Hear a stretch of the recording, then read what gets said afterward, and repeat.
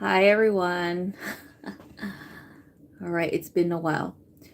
So I just wanted to talk to you guys about stuff that's been going on energetically, and then of course um, just personal stuff happening in my life that's been stopping me from going live. So I am almost done with my degree. I graduate next year. And so next year I'm going to be super busy too because I have a lot of internships to do.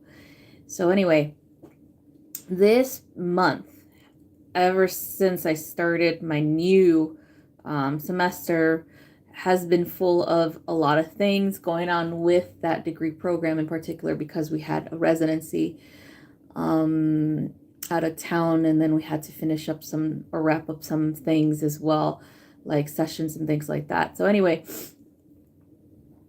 there's been a lot of work. It's been a lot of work, and I had to take time off from uploading things because I had just been super consumed with that information, gathering data, and of course, writing papers and then doing counseling sessions with my peers so that we could, it's kind of like your training, you know, to do your job, and so that we can be good at our job. So, anyway, I found it very exhausting emotionally and mentally doing the actual peer training because we did not make up scenarios. We actually talked about our personal issues with one another. And so that's what we did. One of us pretended to be the client and the other one was the counselor, so on and so forth. And we did this for a whole week straight, just new people every time.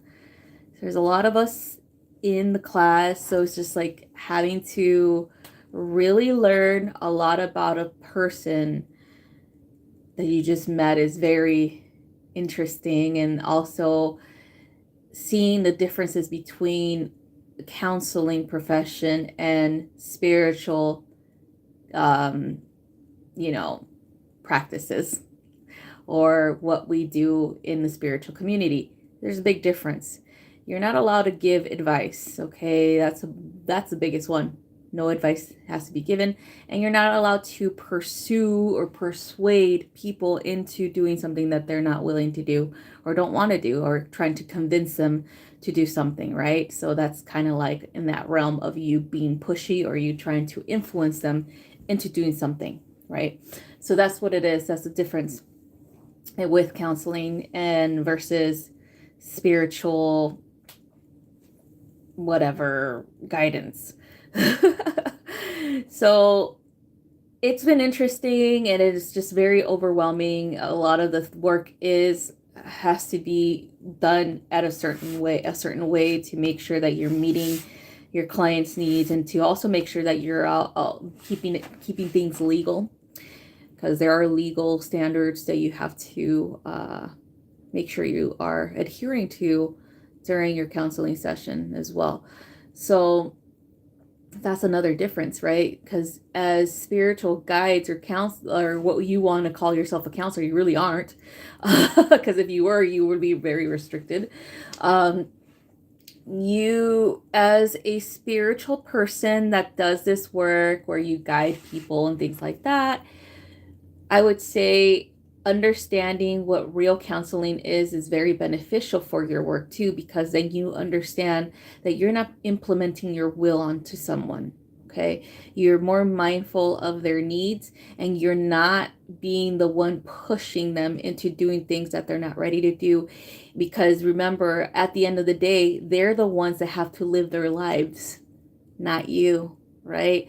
And so I think that's one of the biggest benefits about going into actual counseling, until mental health counseling, because you are not pushing people to do something that they're not ready or willing to do, and versus spiritual counsel or spiritual guidance, where somebody comes to you for with a problem, a reading, for example, and ask you what is the, best outcome for this situation or this problem, and you tell them, okay, this is what I saw and this is what I heard, and so it's, and if you tell them you should do this because your guides are saying you need to do it, da da da da da, you're pushing them.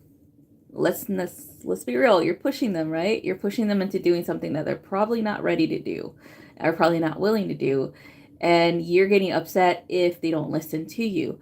So that's the difference too, is that between a counselor, a mental health counselor, and a spiritual guide, that's a big difference, because a mental health counselor doesn't attach themselves to the outcome, because they give tools for processes based on the person's need, and if they follow those tools, or if they want something else, some other information, then they give it freely without actually care. Not, it's not that they don't care, but without caring for the outcome itself. Okay, without actually thinking, oh, this person's not going to listen to me, they're just going to do whatever the hell they want. Yes, they are. Who cares?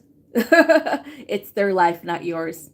So that's the difference that I've noticed too. It's more of like, okay, you don't give advice, be mindful of what they need, and if they want to hear something, then too bad, they're not going to hear it. Like, that's how it is. It's like they're going to get whatever you have resources wise, and that's it. They're not going to have like, oh, can you ask this, can you ask that, things like that. That's the difference as well. So it's not something that is going to be brought back to you if they choose to adhere to or use tools or whatever, because you're not giving them advice.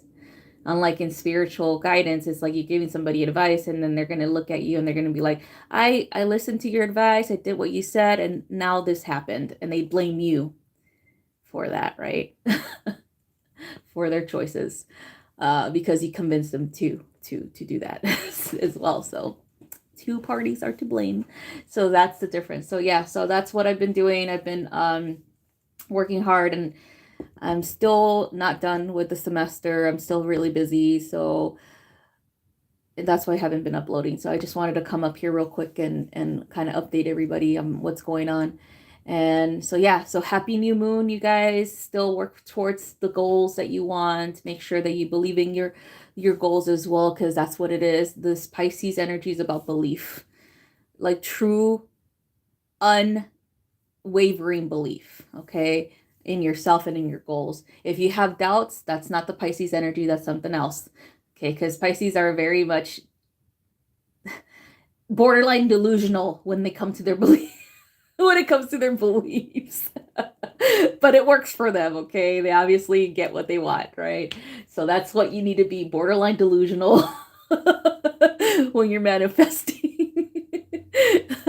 Where you really have to believe in yourself. You really have to believe like a child believes in that they can fly, right? That's true, right? To the Pisces energy, it's like be like a child once again, and really believe in magic, really believe in your magic and your ability to create the world that you desire. Okay, so that's what I wanted to kind of like tell you guys about this Pisces energy. So me being a Pisces moon, I totally understand this Piscean moon energy. So anyway, so that's what I wanted to say. Love you guys. I hope you guys have a better rest of your day, and I'll see when I can upload another video. All right, bye-bye.